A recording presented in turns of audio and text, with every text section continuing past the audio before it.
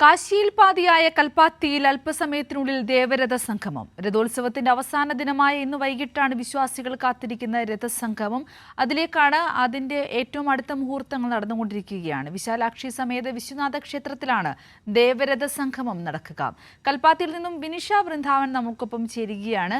വിനിഷ, വളരെയധികം ആവേശകരമായ വർണ്ണാഭമായ ഒരു കാഴ്ചയാണ് കണ്ടുകൊണ്ടിരിക്കുന്നത്. ദേവരഥ സംഗമമാണ് നടന്നുകൊണ്ടിരിക്കുന്നത്.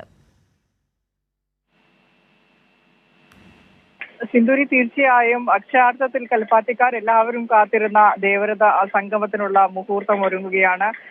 ദേവരഥ സംഗമത്തിന് മുന്നോടിയായുള്ള പ്രത്യേക പൂജാ ചടങ്ങുകളൊക്കെ ഏകദേശം 3 മണിയോടുകൂടി തന്നെ വിശാലാക്ഷി സമേത വിശ്വനാഥ ക്ഷേത്രത്തിൽ, അതായത് ശിവപാർവതി ക്ഷേത്രത്തിൽ, അതാണ് കൽപ്പാത്തിക്കാരുടെ പ്രധാന ക്ഷേത്രം എന്ന് പറയുന്നത്. ഈ ക്ഷേത്രത്തിൽ ഉച്ചയ്ക്ക് ശേഷം 3 മണിയോടുകൂടി തന്നെ രഥോത്സവത്തിന് മുന്നോടിയായിട്ടുള്ള പ്രധാനപ്പെട്ട പൂജാ ചടങ്ങുകളൊക്കെ നടന്നുകൊണ്ടിരിക്കുകയാണ്.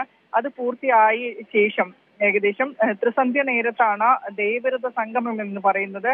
ഈ ക്ഷേത്ര മുറ്റത്ത് തന്നെയാണ് അത് നടക്കുക. തേരുമുട്ടി എന്നാണ് ആ ഒരു പ്രത്യേക സ്ഥലത്തെ, ക്ഷേത്ര അങ്കണത്തിലുള്ള പ്രത്യേക സ്ഥലത്തെ പറയുന്നത്. അവിടെയാണ് 6 രഥങ്ങൾ ഒരുമിച്ച് സംഗമിക്കുന്നത്. വിശാലാക്ഷി സമേതനായ വിശ്വനാഥ സ്വാമിയും ഒപ്പം അവരുടെ മക്കളായ ശിവപാർവതിയുടെ മക്കളായ ഗണപതിയും, മന്ദങ്കര ഗണപതിയും, വാളി ദൈവേന സുബ്രഹ്മണ്യ സ്വാമി എന്നാണ് പറയുക.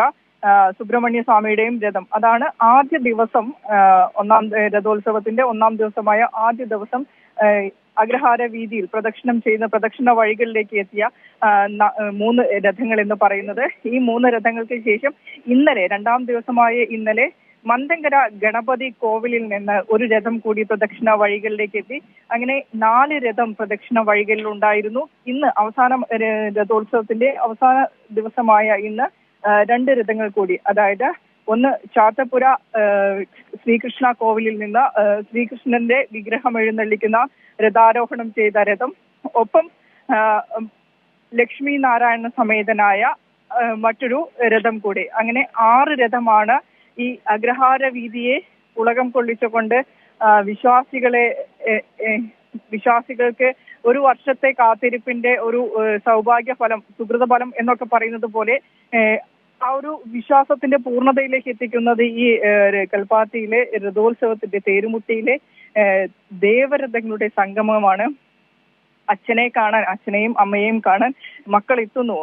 കൂടെ